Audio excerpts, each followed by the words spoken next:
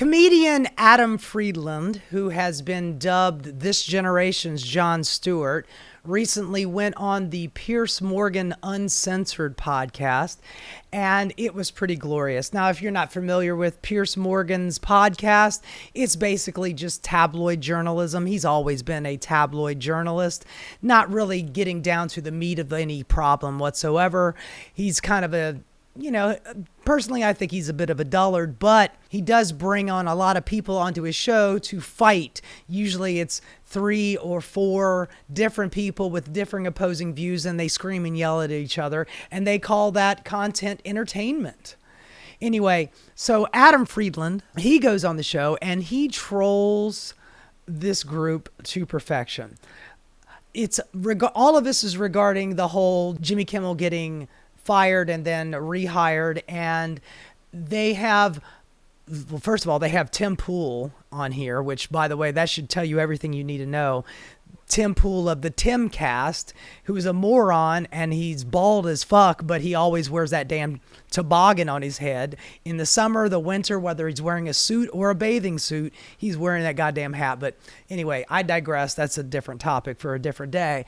But it should tell you everything you need to know, because that guy is full of fucking shit. I believe the woman here in pink is a right winger, and I'm not 100% sure who this guy is on the side here. He might be of the left, but we're not talking about that right now. Anyway, so we got Piers Morgan, and he asks a question. He poses it to Adam Friedland, who's, by the way, he's been pretty quiet for the entirety of this discussion, and he opens up the floor to Friedland to give an answer about free speech, and Friedland trolls them all to perfection. Watch Tim Pool's face when he gives this answer. It's fucking hilarious and glorious. Serve their companies. But I also feel uneasy, as Kat said, about the FCC poking its nose publicly into making not even veiled threats, but direct threats that if ABC, Disney didn't take action against Kimmel, then they were going to pay the consequences. So where do you sit with all this? Listen, I'm new to your audience, so just to introduce myself, I am a tell it like it is comedian, and no one's safe from my jokes, be it bratty kids, celebrities, politicians, people that just walk by. They're all fair game. But it is still deeply unconstitutional and immoral for the president to silence his enemies. But I think what's important now, especially because it's so crazy right now, is that we zoom out as like people, like human beings. And like there's a lot of kind of empathy being expressed towards Kimmel right now. But where is the empathy for Donald Trump? Certainly what it seems like to me is, do you see Tim Pool just like shake his head? Yeah, where's the empathy for Donald Trump? I mean, Tim, obviously, he knows that this is a joke. He knows that Adam Friedland is, pulling Piers Morgan's leg. But just keep watching. That he feels like he's been bullied. And I've been a victim of bullying my entire life. And still, I am regularly. I'm on the internet. But I've always said to my bullies, like, while it's disrespectful, rude, hurtful for them to be saying that, I support their constitutional right to be saying things about me that aren't true. So, previous Democratic administrations have gotten the same treatment from conservative comics like Dennis Miller, Michael Richards, Kill Tony. I'm sure a lot of that caused Joe Biden a lot of pain, but never were their constitutional rights violated by the executive branch of the government. And I think that is what the clear difference is here. And I think for all of us as a culture, we. By the way, I need you to keep this in mind. Usually nobody gets to speak for more than like 30 seconds without somebody jumping down their throat with an opposing view. And Adam has been talking for about a minute and a half uninterrupted. And they're taking this shit seriously. Has anybody ever thought about Donald Trump's feelings? I mean, for God's sakes, maybe he's the most powerful man in the world, and he's got the fascist government on his side, and Congress and the Supreme Court and the executive branch and Stephen Miller back there being MAGA Goebbels.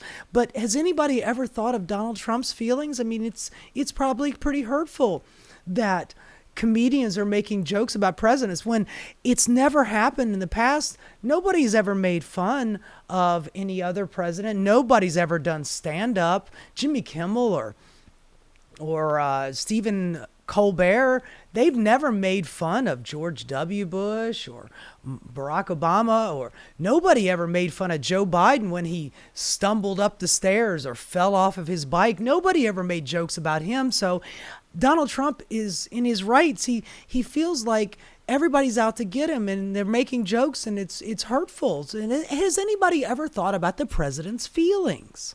We have to ask ourselves, like, is the president suffering right now from being made fun of? And the truth is this, like 30% of Americans suffer from depression, and there's a stigma. And if that is indeed true, like he should feel equipped to get help. And it is a public risk. I detect a slight sarcasm to your I'm not. No. Well, no, Listen, here's the point I've made. I don't think Trump feels bullied or hurt or any of those things. I think what he feels. So why? He always says it, though. It's not fair. 97% of the media is always out to get me. Somebody showed me a study. 97% of all the things people talk about are always bad things. Maybe because 97% of the time you're doing bad shit. Have you ever thought of that? I mean, that might be a time for introspection. Look in the mirror time. Going, is it everybody that's bad and out to get me? Or maybe it's me? I know, perish the thought, man. You're a narcissist. You would never think that you did anything wrong. It's 97%, the entirety of the country. They're all out to get me. And I'm a victim, yet I'm the most strong, powerful man on the planet, but yet I'm still a victim. And won't you think about my feelings? Here's what I think he feels. So he actually spelled it out in the last few days. There's no doubt, as he said, that about 99% of all the coverage of Trump on all these late night shows and The View and all these other, mainstream media shows has been Trump bashing. It's never been that percentage historically with anybody else. It was never like that with Obama. I love looking at Adam Friedland. It's like, but yeah, I will ponder that. He's totally playing into it. It's fucking chef's kiss. It's beautiful. And by the way, nobody ever made fun of Obama. Are you kidding me? The tan suit, Dijon mustard. He was a Muslim. He's not American. I mean, every chance that the right wing got, they screamed and yelled about Barack Obama. Nobody ever made fun of Barack Obama. Give me a fucking break.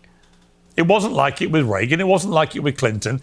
It's never been so skewed. Nobody ever made fun of Bill Clinton about eating all the fucking cheeseburgers and being a fat bastard and constantly grabbing titties and ass.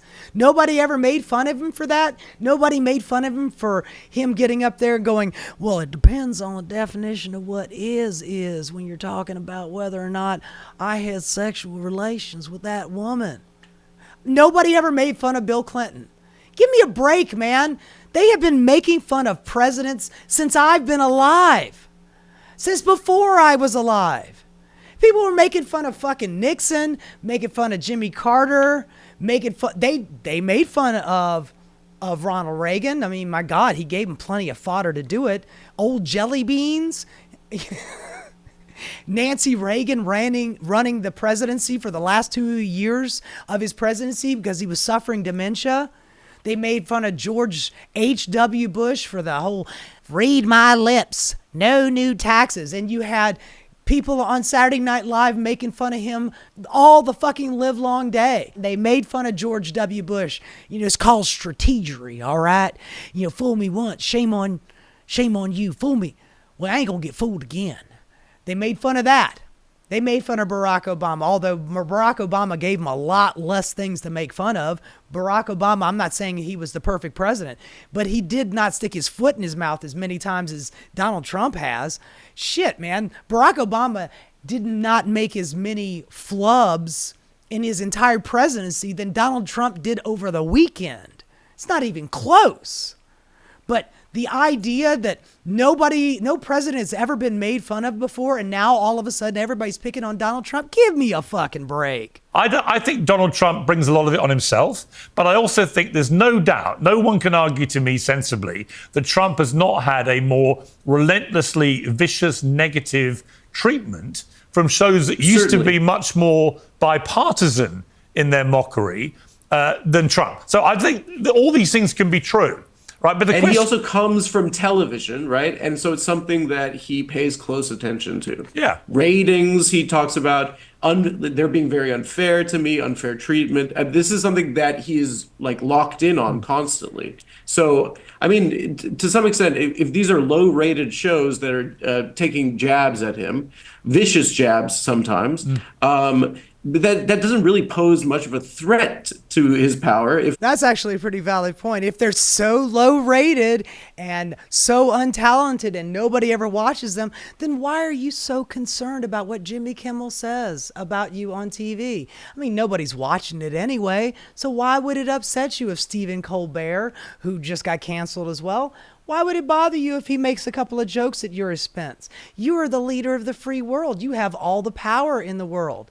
And if you were a powerful, magnanimous president, then you would allow the plebes to poke fun and jest. I mean, kings used to have jesters, and they didn't kill their jesters.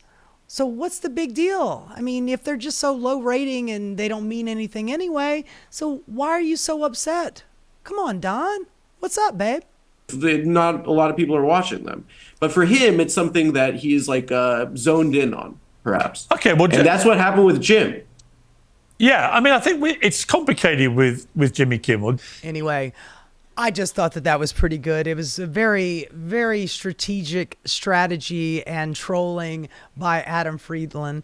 Watching him say all of that stuff with a straight face, nobody actually had anything to say. The woman in pink looked like she was just dazed and confused. And you got Tim Pool over there going, yeah, well, how come nobody ever thinks of Donald Trump's feelings? Meanwhile, he says that he's some kind of independent thinker. But of course, every time he comes down on one side of the story, it's always on the Republican side. But anyway, good on Adam Friedland. I thought that was pretty entertaining. I love watching a smart, intelligent comedian troll a bunch of Republican idiots to perfection. Good on you, Adam. Keep it up, bud. Hey guys, thanks so much for watching. If you enjoyed what you saw, please like and subscribe. Keep rocking.